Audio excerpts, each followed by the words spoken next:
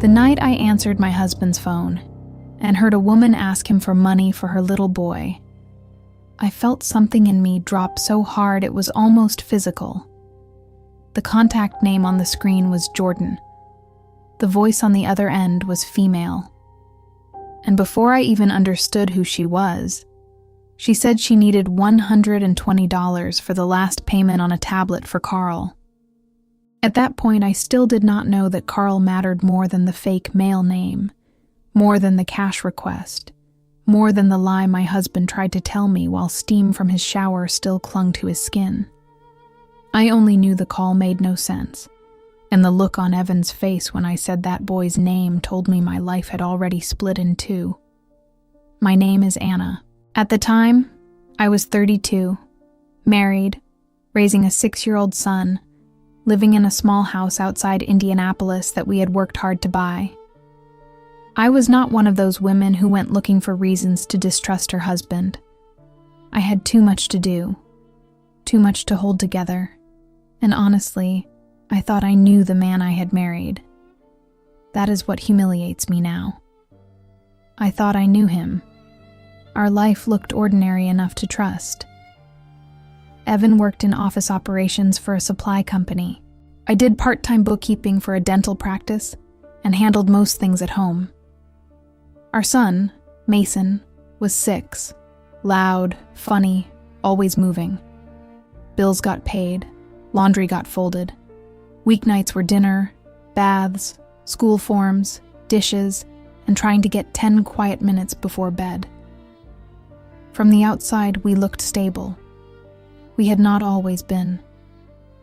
During the first years of our marriage, we rented a second-floor apartment near a Kroger on the east side. Money was tight then. We knew our neighbors because everybody in a place like that knows everybody else, whether they want to or not. Across the courtyard lived a woman named Nina with her mother. I was friendly with both of them, not deeply. Just enough for hallway conversations, borrowed sugar, complaints about the leasing office, things like that. When Evan and I finally moved out and bought our house, I barely thought about Nina again. So when my mother showed up at my house on a Saturday afternoon with that tense look on her face, Nina was nowhere in my mind. I was home alone. Evan had taken Mason out for a haircut and lunch. The house was quiet except for the dryer and the weather report in the kitchen.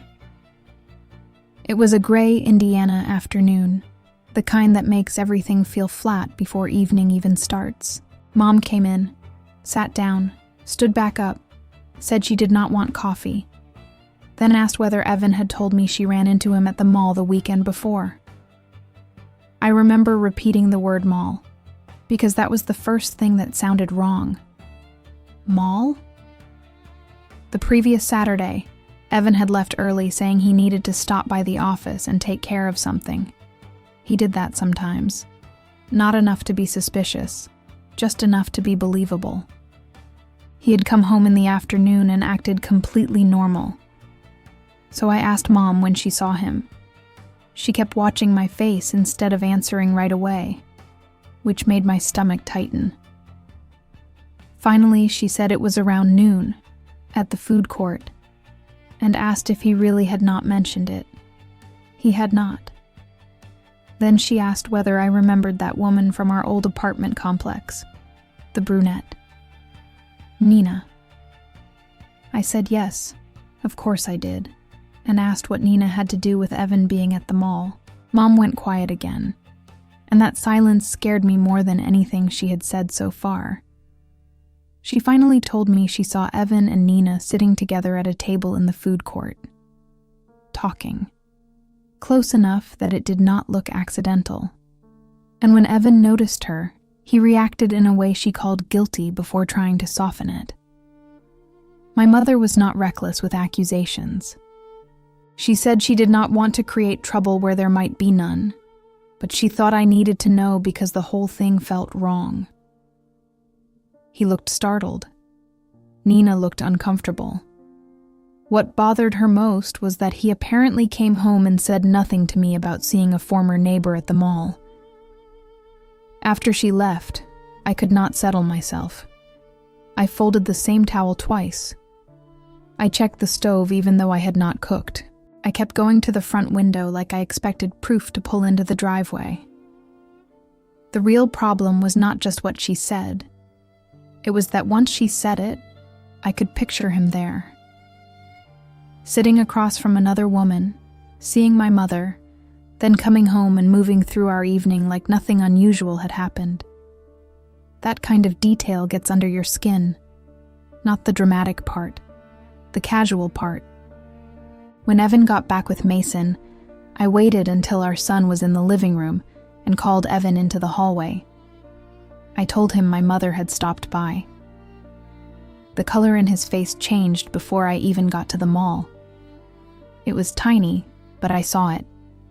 I said she told me she ran into him the previous Saturday. He answered too quickly that yes, he had forgotten to mention it. Forgotten. That was his first word for it. He said he had finished at the office sooner than expected, gone to the mall to look for a phone charger, and happened to run into Nina in the food court. I asked why he had not told me. He said it was not a big deal. He said they had chatted for a minute. He even added that Nina asked about me and Mason and said to tell me hello, which somehow made it all feel worse. People lie best when they remember to include something ordinary. I kept looking at him while he talked because I wanted to believe him, if belief was still available. But he was giving me explanations before I had fully asked for them. He was moving too fast, trying to land on the safe version before I chose the dangerous one. I asked again why he did not mention seeing her. He said, again, that he forgot. I asked whether he was lying to me. That made him stop. Then he gave me that offended look some people use when they want the question itself to become the problem. He said I knew him better than that. He said nothing happened. The problem was, his words and his eyes did not match. I let it drop outwardly because Mason was 10 feet away, and I was not going to blow up the house in front of my child over a suspicion I could not prove. But that night I barely slept. Every time Evan moved beside me, I went stiff. Every time he exhaled, I heard concealment in it. A suspicion once planted does not sit still. The next weekend, I went to my mother's house with Mason for lunch. She asked whether I had talked to Evan. I told her yes, and said everything was fine, with a firmness that was mostly a request for the subject to die. She did not argue. She just looked at me for a second longer than usual, then went back to cutting cornbread. Then life kept moving. Winter came. Bills hit. Mason got sick twice. Spring turned muddy and cold. Evan had a stretch where he seemed more available than usual at home. Helpful. Present. At the time, I took that as reassurance. Looking back, I do not know what to call it. By early summer, the mall thing had faded enough that I no longer carried it every day. I had not forgotten it exactly. It had just lost its teeth. Then came the Wednesday night that ended that illusion. I had made dinner after Mason's soccer practice, and by the time I was plating food, I was already tired. Evan got home a little after 7, kissed the top of Mason's head, asked what smelled good, and went upstairs to shower. Everything about the evening looked ordinary. Chicken was resting under foil. Mason was on the floor in the den building tracks with plastic pieces. The TV was low. The kitchen light was too bright. While Evan was in the shower, his phone was charging on his side of the bed. I went into the room to grab a clean towel and saw the screen lighting up. Jordan. The first call stopped. Then a second came in. Then a third. I did not know any Jordan in Evan's life, but work people came and went. So my first thought was practical. Maybe it was urgent. I picked up the phone intending to say he was in the shower and would call back. I answered, and said nothing at first because the voice that came through was unmistakably female. She sounded rushed and familiar with him in a way I cannot fully explain. Not formal, not cautious. She said, "Evan, I'm sorry to keep calling, but it's important. I texted you and you didn't answer. Can you talk?" I froze. I do not know why I stayed silent. Instinct, maybe. Some deep sense that one wrong syllable would spook the truth before it showed itself. So I kept breathing and said nothing. Then she lowered her voice and asked if he could send her $120 because Otis was asking for the last payment on Carl's tablet, and she was short. My chest tightened so hard it hurt. Not because I understood everything, but because I understood enough. This was not a coworker. This was not a wrong number. This was not harmless. She was asking my husband for money for a child, and she was doing it like it had happened before. I finally said, "This isn't Evan. This is Anna, his wife. Who is this?" The line went dead so fast it felt violent. I stood there staring at the phone after the call ended, and for a few seconds I truly could not move. My mind was trying to hold two realities that did not fit together. The first was my actual bedroom, where my husband was 10 feet away behind a bathroom door, shower still running, dinner waiting downstairs. The second was this hidden world inside his phone, where a woman saved under a man's name asked him for money for a boy named Carl. Those realities should not have been able to exist in the same house. I sat on the edge of the bed because my knees felt weak. A message preview flashed and vanished behind the lock screen. I could not open anything because the phone had locked again. I do not know how long I sat there, maybe 5 minutes, maybe less, but it felt stretched. I kept thinking the same useless questions. Who was she? Why Jordan? Who was Carl? Why did she feel comfortable asking him for money? Why did she hang up instead of answering me? Then the bathroom door opened. Evan came out toweling his hair and stopped when he saw me sitting there with his phone. I asked him who Carl was. I did not yell it. That is what made it hit harder. I asked it flat and direct, like a person reading from a list. His whole body changed. He did not just look surprised. He looked exposed. His face drained, and for 1 second his eyes went somewhere I had never seen them go before, almost blank, like his brain had not found the right lie yet. I asked again who Carl was, and why a woman had just called asking him for money for the kid's tablet. He said, "What are you talking about?" in the weak, delayed way of someone buying a second to think. I stood up. My heart was pounding so hard I could hear it. I told him not to insult me. I told him a woman called, asked for him by name, said she had texted him already, asked for money, and mentioned a little boy. I asked who she was. He kept staring at the phone in my hand, not at me, at the phone. That told me everything and not enough. He said it must have been a wrong number. I actually laughed when he said that, and it sounded ugly even to me. I repeated his words back to him. "Wrong number?" "She asked for you. She said she texted you. She asked for money like she had every right to. How is that a wrong number?" He changed tactics immediately. He said maybe somebody from work had used his number for something. Maybe there was some confusion. Maybe I misunderstood what I heard. That was the moment I got truly angry, because once a man tells you that what came directly through your own ears may not have happened, you understand he thinks panic will make you stupid. I told him to unlock the phone. He refused. I told him if there was nothing there, he could unlock it and end the conversation in 10 seconds. He still refused. Then he reached for the phone. I pulled it back. He grabbed my wrist hard enough to hurt and tried to take it from me. We were not a violent couple. We had argued before, yes, but never like that. Never with that ugly, fast physical desperation. The shock of it almost made me drop the phone.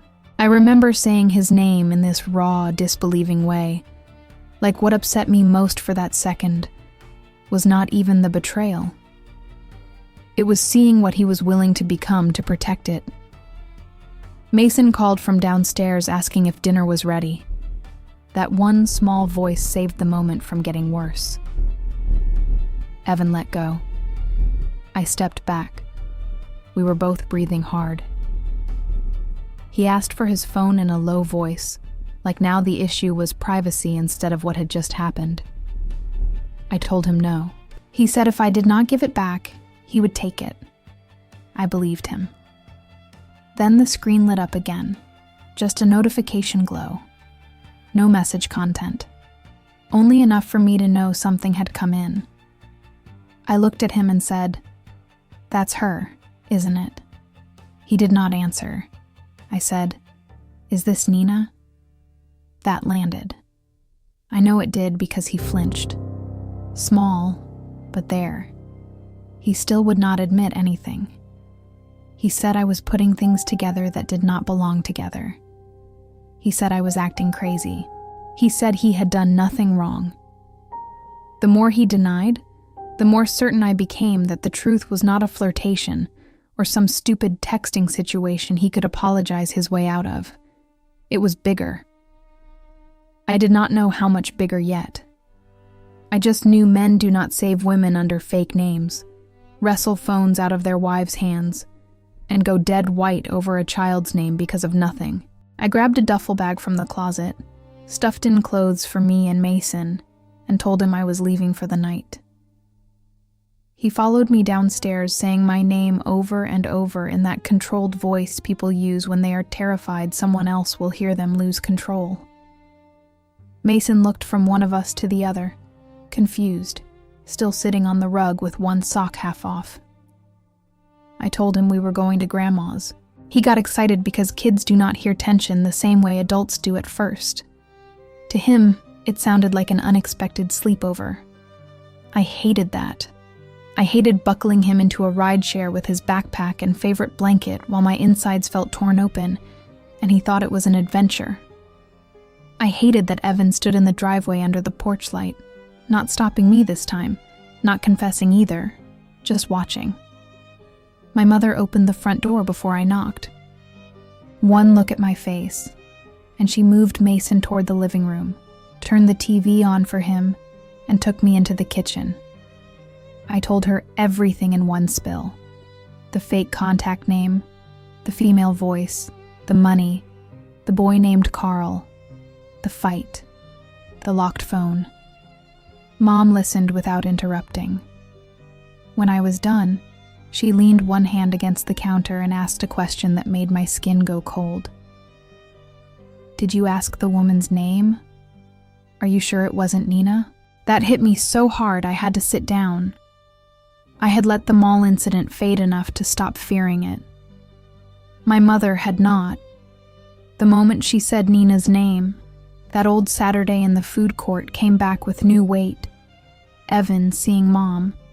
Evan not telling me. Evan rushing his explanation. Nina supposedly sending her regards through him as if I were supposed to feel included instead of replaced. I asked Mom why she sounded so certain. She looked miserable then, and for the first time that night, I saw that she had been holding something back from me for a long time. She said she did not want to interfere in my marriage. She said she hoped that if she gave me enough of a warning, Evan would tell the truth himself. She said she did not want to be the person who blew up my family if she was wrong. I asked what exactly she had seen. She took a breath and told me they had not only been talking at the mall. She said she saw him kiss Nina.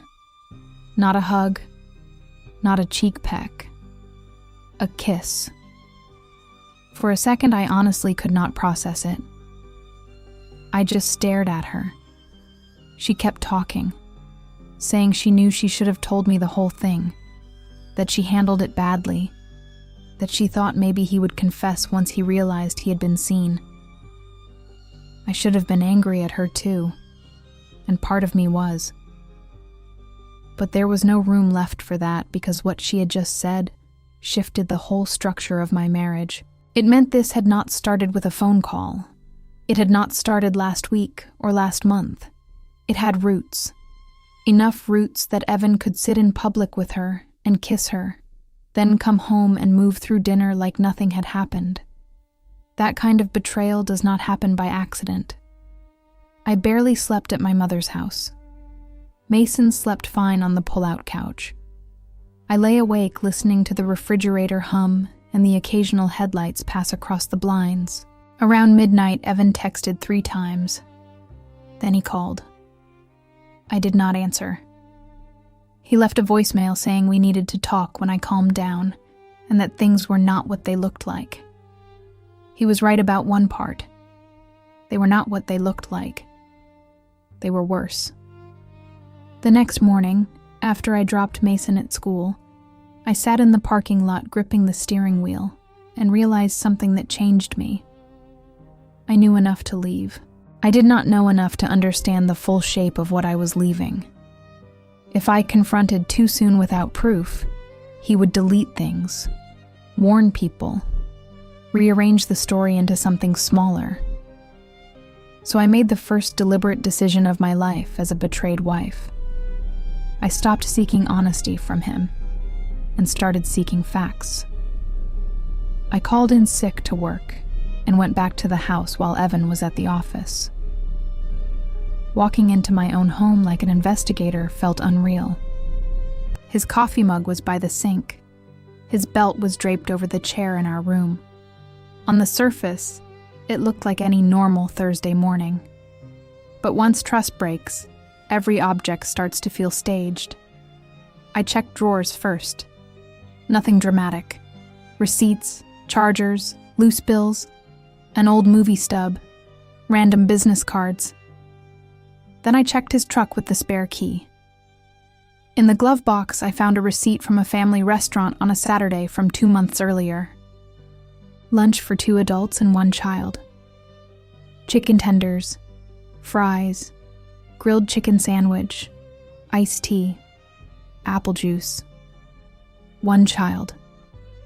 Maybe it meant nothing. Maybe it meant everything. I put the receipt in my purse. Then I checked our accounts online. This is where I have to admit something that makes me look naive. I handled plenty of household finances, but I did not review every one of Evan's card charges like a detective because I had not built my marriage around suspicion. That morning I did. There were cash withdrawals I could not place. Not constant, but frequent enough to matter. $70 here. $100 there. A pharmacy purchase on the Far East Side when he had no reason to be there. A discount clothing store I never used. A payment app transfer with no note attached. By lunchtime, I had gone from hurt to methodical. The pain was still there, but it had changed temperature. It was colder. I called a woman from church whose brother was an attorney and asked for his number. Then I called my cousin Laura and asked whether she knew anyone good at pulling public information online. She said yes before I even finished the question. That afternoon, Evan texted that he was coming home early and that we had to handle this as adults. I texted back 1 line. Not until you tell me the truth. He wrote back, I never cheated on you. I looked at that message for a long time. It was such a bold lie by then that it almost steadied me. Because once a liar commits that hard, you stop waiting for remorse to guide the story. You realize only exposure will do that. The next morning, Laura called me back. She had found an address connected to a number she thought might be Nina's, same side of town as our old apartment complex. She also found traces of a mostly private social media page. just enough to confirm Nina still lived nearby. There were a few public pictures. In one of them was a little boy beside a birthday cake. I zoomed in until the image blurred. He looked about 3. Dark hair, narrow face, one hand on the edge of the table.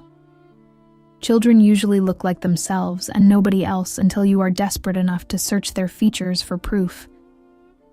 But the name under the picture was Carl. I felt the room tilt. I did not cry then. Crying would have made it too final before I had proof strong enough to survive contact with the man who caused it. Instead, I saved the screenshot, wrote down the address, and sat there staring at the child's name. I knew then I was past suspicion. I was standing at the edge of a truth big enough to wreck everything, and for the first time I understood that whatever Evan had been hiding was not a side mistake. It had duration. It had expenses. It had a child's birthday cake in it. That evening, when Evan texted again saying he was done being treated like a criminal and wanted his family home, I realized I was done protecting the version of him that existed only inside my marriage. So I made my second decision. I told him I would come back the next day to talk face to face, but only if he handed me his phone unlocked and answered every question I asked. He wrote back almost instantly. Fine. That single word should have calmed me. It did the opposite. Because men who know they can still control the narrative usually agree too easily right before the truth breaks open. I barely slept the night before I went back. Every time I closed my eyes, I saw 3 things in rotation. The fake name on Evan's phone. My mother standing in my kitchen trying to decide how much of the truth to tell me. That little boy in the birthday picture with Carl under it like some simple, harmless caption instead of a blade. By morning, I was so tired I felt hollowed out. Mom offered to keep Mason overnight again if I needed more time, but I did not want my son living inside confusion any longer than necessary. I got him ready for school, packed his lunch, fixed his collar twice because my hands would not stop fidgeting, and smiled through the drop-off like I was not walking straight into the wreck of my life. Then I drove to the house. The whole way there, I kept thinking about one thing. If Evan lied again while looking me directly in the face, something in me would harden for good. I did not know what the practical outcome would be yet. Divorce was obvious in theory, but theory is clean, and life is not. There was a mortgage. There was Mason. There were accounts, schedules, a school year, car insurance, all the stupid adult structures that keep standing even when trust is already dead. Still, I knew there was a line somewhere inside me, and he was almost on top of it. When I pulled into the driveway, his truck was already there. He was sitting at the kitchen table with his phone in front of him, coffee untouched, jaw tight. The blinds were half open, and the late morning light cut across the table in these pale bars that made the whole room feel exposed. I stood there for a second, just looking at him, trying to connect the man in front of me with the man I had spent years defending in my own head whenever marriage got hard. He looked up and said my name like he wanted calm to arrive just because he spoke softly. I did not sit right away. I told him to unlock the phone and slide it across the table. He did. That part surprised me enough that it made me more alert, not less. People tell themselves a lie that cooperation proves innocence. It does not. Sometimes it only means the person had time to clean up. I picked up the phone, and the first thing I noticed was that there were no recent texts from Jordan, no call history from Jordan. Nothing. Clean. Too clean. I looked at him and asked where the messages went. He said he deleted them because he knew how bad it looked and did not want to make things worse. I almost laughed. I told him deleting proof after getting caught does not make anything better. It makes him look guiltier. He rubbed a hand over his mouth and said there was no affair, that Nina had reached out to him a few times because she was struggling, and he had made the mistake of helping her financially without telling me, because he knew I would get the wrong idea. The wrong idea. That phrase made my skin go hot. I asked whether the wrong idea included my mother watching him kiss Nina in a mall food court. That hit him harder than I expected. For the first time since I walked in, he fully lost control of his expression. Not outrage, not confusion, panic. He asked what exactly my mother said she saw. I told him enough. Then I asked him whether he wanted to keep lying or finally start talking like a man whose wife was about to leave him for good. He stared at the table for a long time. Then he said the kiss happened, but it did not mean what it looked like. There are sentences that end marriages even before the paperwork starts. That was one of them. I sat down then, not because I felt calmer, but because my legs felt weak. I asked him to explain how kissing another woman in public could mean anything besides what it looked like. He said Nina had been emotional, that she had been going through a difficult situation, that he had met her to tell her they needed boundaries, and she kissed him at the end. He said he should have pushed her away sooner. He said he was stupid. He said it never should have happened. I let him finish because sometimes the fastest way to hear the real lie is to let the first one breathe. Then I asked about Carl. He looked straight at me for maybe 2 seconds and said Carl was Nina's son. I asked why Nina's son needed money from my husband. He said he had helped her out a couple of times because she was short, that was all. I asked why she would save urgency for him if he was just some old acquaintance doing occasional favors. He said Nina was unstable. I asked why she was saved under a fake male name in his phone. He said he panicked when the contact first came in because he knew I would misunderstand.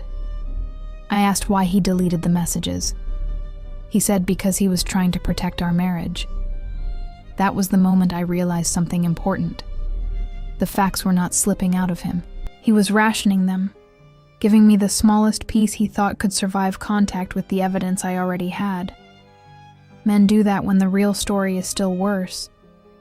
So I asked him a question I had not planned to ask that early. Is Carl yours? He went still. Not offended still.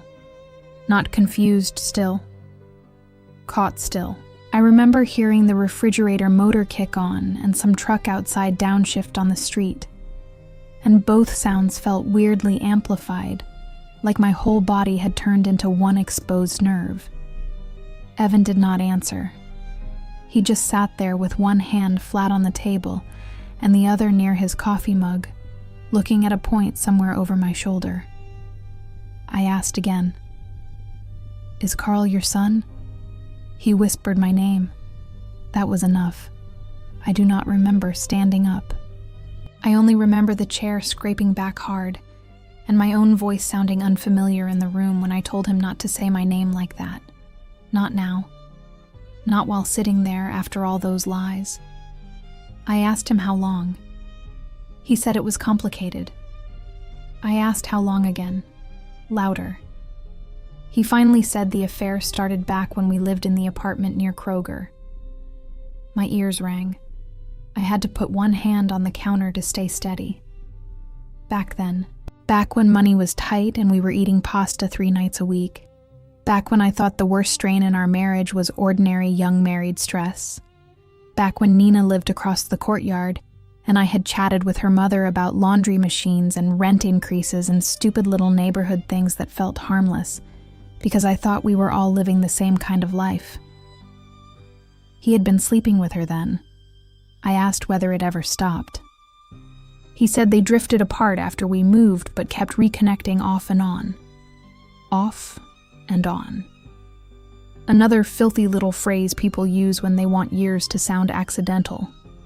I asked when Carl was born. 3.5 years ago, he said. That number landed with such force it seemed to empty the room. 3.5. Not before us. Not long before us. during us.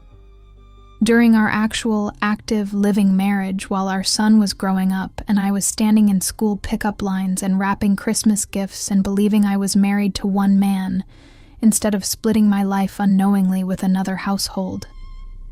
I asked whether Nina had always known the boy was his. He nodded. I asked whether he had. He nodded again. That may have been the worst part. Not that he found out later. Not uncertainty. Not confusion. Knowledge. He had known. He had known and come home to me over and over anyway. He had tucked Mason into bed, sat at our Thanksgiving table, held my waist in public, talked about future plans, complained about bills, made jokes, let me buy birthday presents for our son, while another child of his existed nearby in secret. A whole second family was hidden inside the ordinary life I thought we were building. I asked whether anyone else knew. He said Nina's mother knew. Maybe a cousin of hers. No one from his side. No one from mine. I asked whether my mother seeing them at the mall had scared him because he thought everything was finally about to come out. He said yes. He said he had tried to end contact after that, but Nina kept reaching out because of expenses for Carl. I looked at him and said, "Expenses for your son." He did not answer. I asked how much money he had given her over the years. He said he did not know exactly. I asked whether there were gifts too. Clothes, tablets, shoes, birthdays. He kept looking tired and ashamed, as if his face deserved credit for suffering, while I was the one learning my marriage had been split open for years. He admitted he had helped with school things, doctor visits, some rent once or twice, and the tablet. Then I asked him whether he had ever brought Mason around Carl. He said no immediately, which I believed. Not because he was honest, because the horror on his face looked real for once. There were limits, even in his double life, and that answer mattered in a way I cannot fully explain. I was already drowning, but I think if he had mixed the boys together without my knowledge, something violent might have happened in me. I told him I wanted every detail. No more protecting, no more reducing, no more words like complicated or drifted or mistake. I wanted dates, sequence, duration, and whether there were other women too. He said no other women. I do not know if that was true. By then, truth from him felt like water held in broken hands. Still, the central horror was already enough. He told me Nina got pregnant while we were still living in the apartment, but the timing was uncertain at first because she had dated someone else briefly around that same period. Then Carl was born, and according to him, she contacted him after the baby came because the resemblance was obvious. DNA was never formally done, he said, but he knew. She knew. Nina's mother knew. I asked whether he had been there when Carl was born. No, he said. I asked whether he had visited the child. He hesitated. That hesitation turned into another wound before he even spoke. He admitted he had seen Carl several times over the years, sometimes at parks, sometimes at Nina's place when he was sure nobody would know, once or twice at family restaurants, once at the mall, which meant my mother had not just walked in on a random romantic meeting. She had very likely seen the cleaned-up surface of something much larger, maybe a man trying to balance the woman he had cheated with and the child produced by that cheating while still going home to the wife he kept in the dark. I asked whether Carl knew he was his father. He said Nina told the boy he was a friend. Something in that almost made me sick, because that meant there was filth and cowardice in every direction. He had lied to me. Nina had arranged a false identity for him with the child, That boy was growing inside a fog too, with needs and questions, and probably the sense that this man mattered somehow without being named for what he was. I had every reason to hate what they had done to me. But that was the first moment I also felt the size of what they had done to him. Children are always the last to deserve the mess adults build. I told Evan to tell me exactly how it started with Nina. He said they had flirted casually at the apartment complex.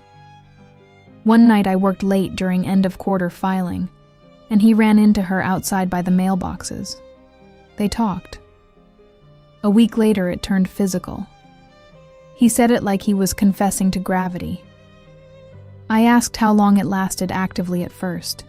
He said several months. Then we moved, and the contact dropped. Then it picked up again here and there whenever she reached out, or he did, here and there. I asked if he loved her. He said no too quickly. I asked if she believed he did. He said he never promised her anything real. That answer made me see Nina differently. Not better, not innocent, but more sharply. Affairs like that are never clean. There is always one person lying in more than one direction, and the lie changes shape depending on who is listening. Maybe Nina knew exactly what she was doing and did not care. Maybe she believed whatever scraps he fed her. Maybe both. None of it excused her, but it widened the ugliness. Then I asked the question I had not wanted to ask because I already knew the answer would live in me permanently. Did you ever sleep with her after Carl was born? He shut his eyes. Yes. There it was. The old affair had not simply produced a child and then shifted into occasional financial support. He had maintained sexual contact with the woman who helped wreck my marriage. After the child, after the lies, after every chance to stop, I turned away from him because I could not bear his face anymore. The sink was full of dishes from 2 nights earlier, because in the middle of all of this, the world had still expected ordinary tasks. Mason's plastic cup was on the drying rack. A grocery list in my handwriting was stuck on the fridge with a magnet from the zoo. Bananas, bread, chicken, paper towels. I stared at my own handwriting because it was proof that less than 72 hours earlier, I had still been moving inside a normal life. Then I remembered something and turned back. I asked him whether he had used money from our joint account for Carl. He said sometimes. I cannot describe the rage that caused in me without flattening it. Betrayal is one pain. Financing your hidden child and your mistress with shared marital money is another layer entirely. It is theft inside humiliation. It means while I was clipping coupons and stretching school expenses and telling Mason maybe next month on certain things, my husband was funneling pieces of our life elsewhere. I asked whether he ever told himself that was acceptable because I would never know. He said no, that he hated himself for it every time. That did nothing for me. A man can feel guilty every day and still continue the behavior that causes the guilt. At some point, remorse without stopping is just vanity. He started crying then. Not dramatically. Just tears and a shaking voice and repeated apologies. He said he knew he had destroyed everything. He said he had wanted to end it 100 times.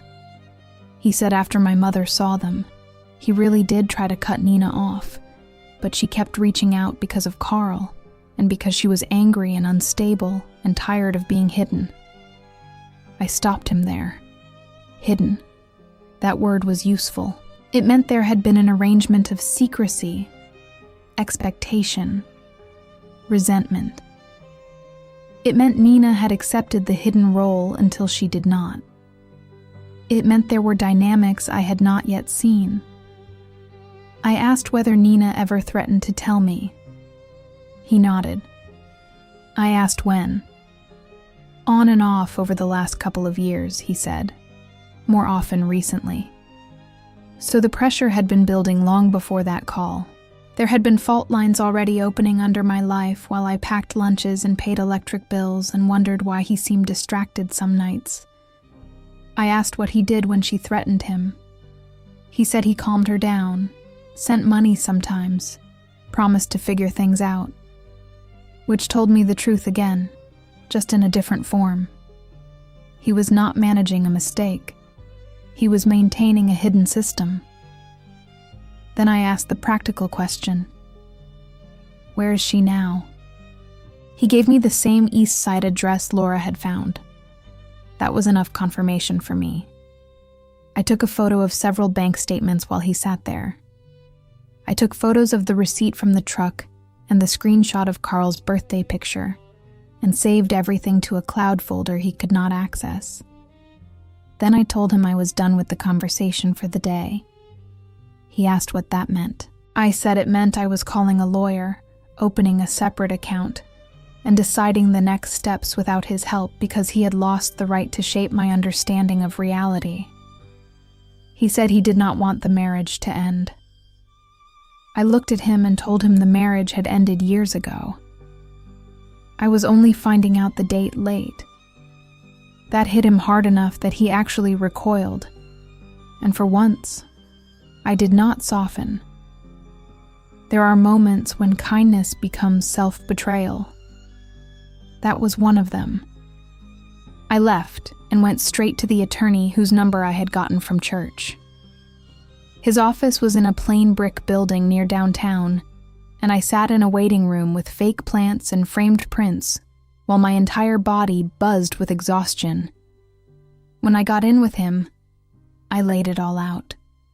Husband, long affair, hidden child, shared finances likely used, physical grab during confrontation. I expected to cry at some point. I never did. I sounded weirdly calm, like my soul had stepped back so my mouth could handle logistics. The lawyer told me 3 things clearly. First, do not confront the other woman yet, because emotion could create risk and undermine strategy. Second, secure documents immediately. Third, protect Mason from as much of the adult truth as possible unless and until the court process required otherwise.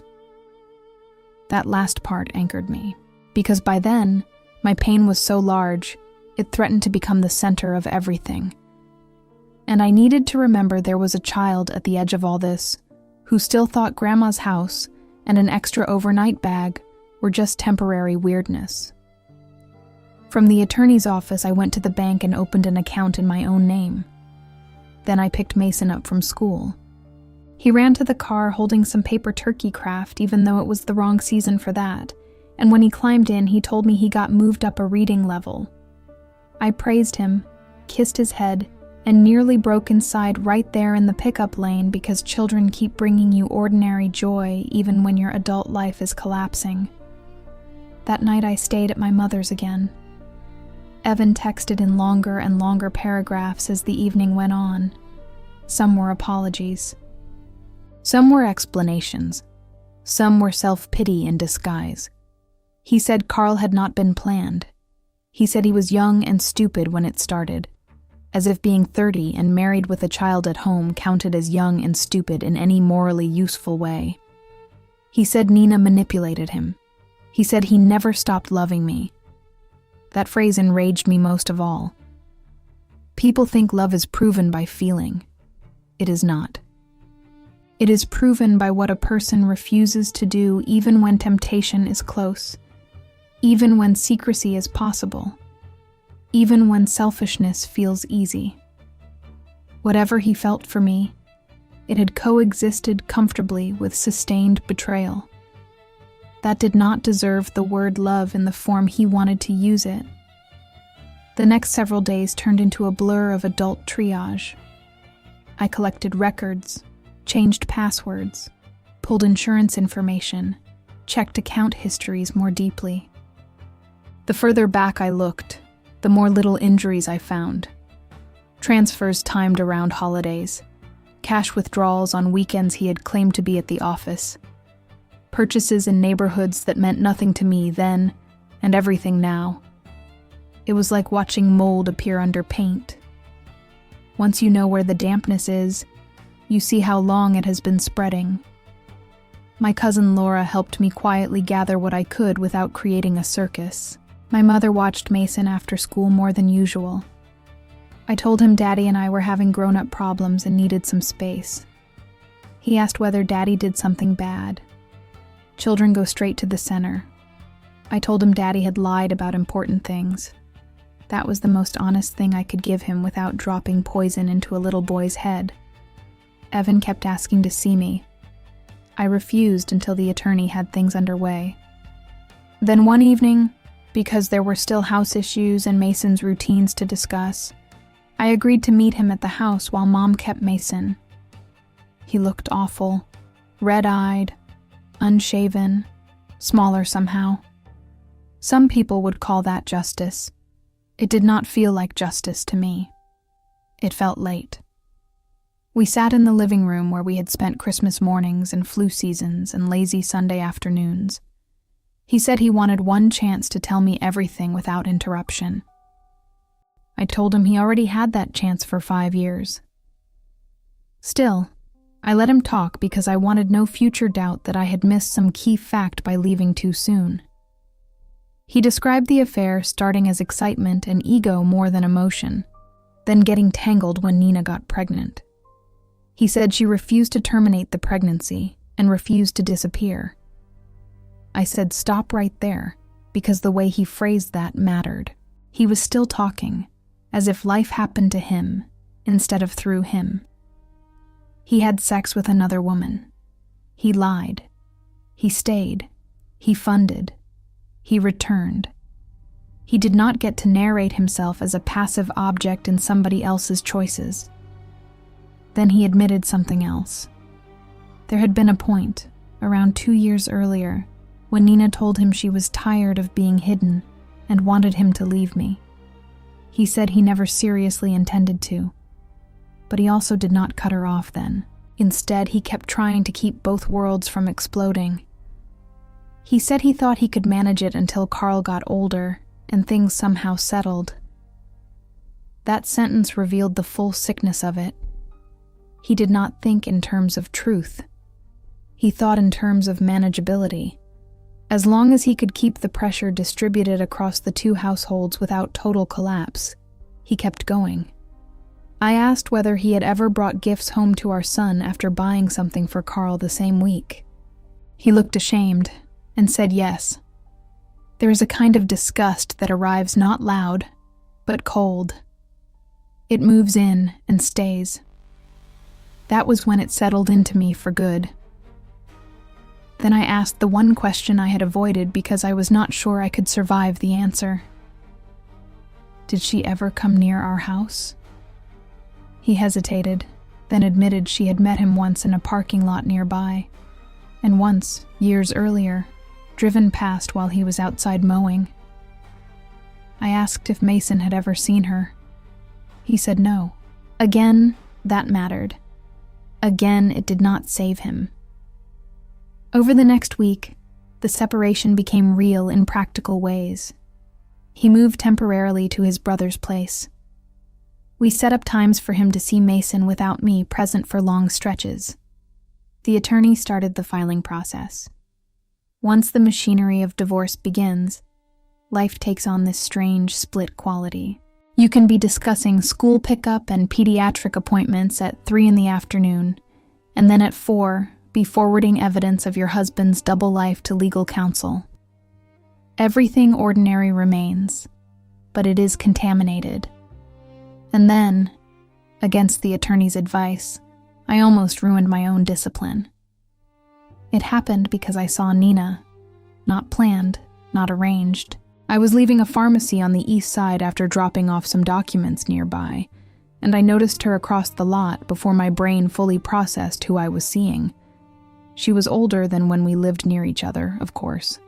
So was I. Same dark hair, same narrow eyes, same way of carrying herself with this defensive confidence. Beside her was a little boy holding a crumpled snack bag. Carl. He looked even more like Evan in motion than in the picture. The shape of the brow. The set of the mouth. There was no dramatic music, no cinematic freeze, none of the fake things people imagine when they picture scenes like that. It was just a hot, bright afternoon in an Indiana parking lot with shopping carts rattling somewhere, and a woman I once knew loosely guiding a child I should never have had reason to recognize. My entire body went hot, then cold. For maybe 3 seconds, I truly considered walking over there and ending years of secrecy in public. Telling her exactly who I was. Telling that child who his father was not in content, but in impact.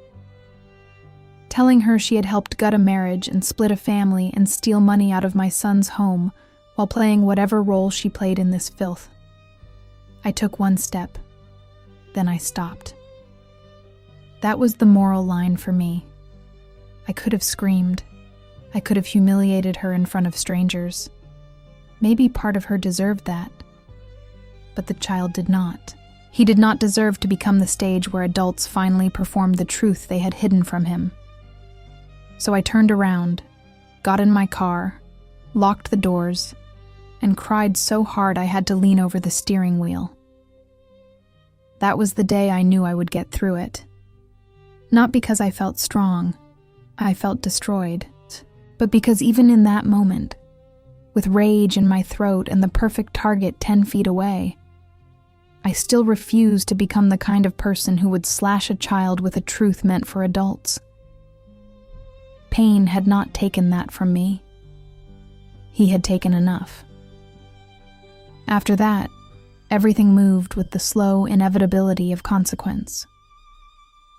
Evan tried one last time to salvage my view of him by saying he would support Carl openly now and take responsibility for everything.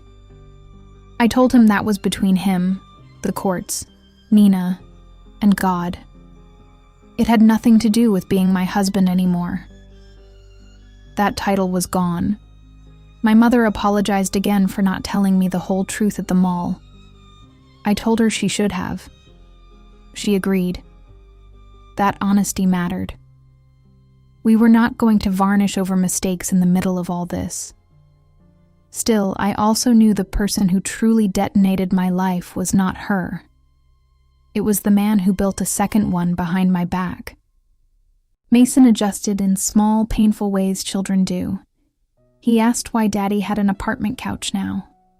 He asked why I cried in the laundry room one day when I thought he was watching cartoons. He drew a family picture at school with 2 houses and handed it to me like it was nothing. I put it on the fridge and went into the pantry and bit my hand to keep from making a sound.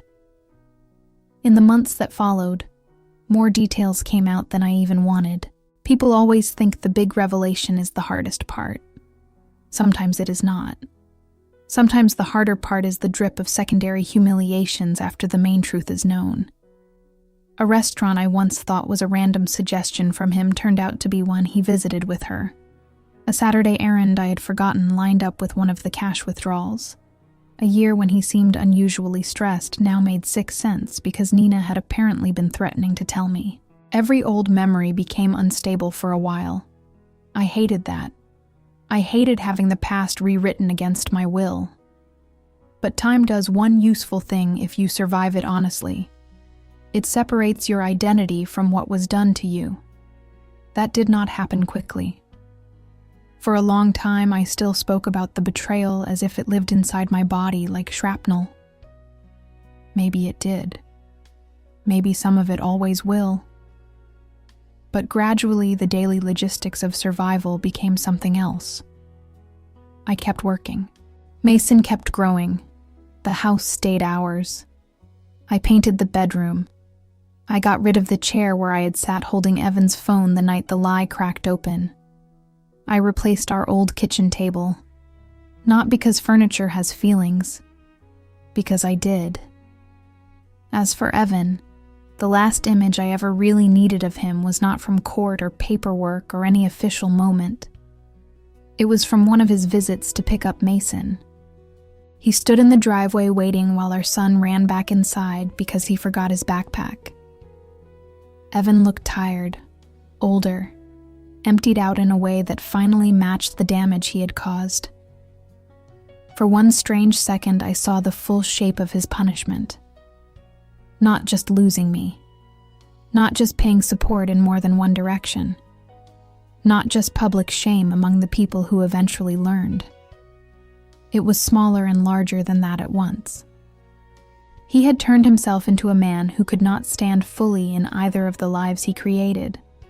Not a loyal husband, not an honorable father, not a victim of one bad choice, just a man who kept dividing himself until there was nothing solid left to stand on. And me, the woman he thought he could keep in the dark, had to build from the wreckage without ever getting back the years he stole. That is the part people do not understand about betrayal at this level. It is not only heartbreak. It is theft of time, perception, memory, safety, dignity, and ordinary reality. It is finding out that while you were living one marriage, someone else was using your trust as cover material. Even now, if a phone lights up in the wrong room, something inside me notices too fast.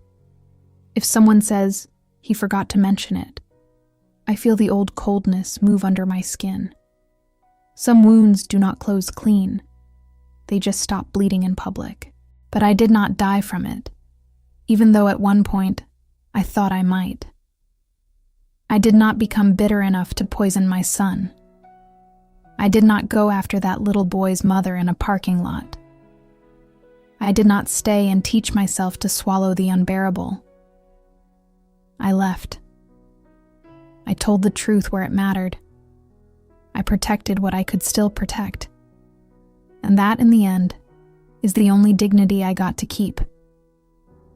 Evan did not just cheat on me. He built another family in the dark and expected mine to keep glowing anyway. But the day the truth finally came in through that phone, the life he had hidden became visible. And from that moment on, the only family I was willing to save was the one that still had honesty left in it. What would you do in this situation? Be honest. Or did this remind you of someone? Tell me in the comments. And if this made you think about your own relationship, I left something in the description that can help you build something stronger.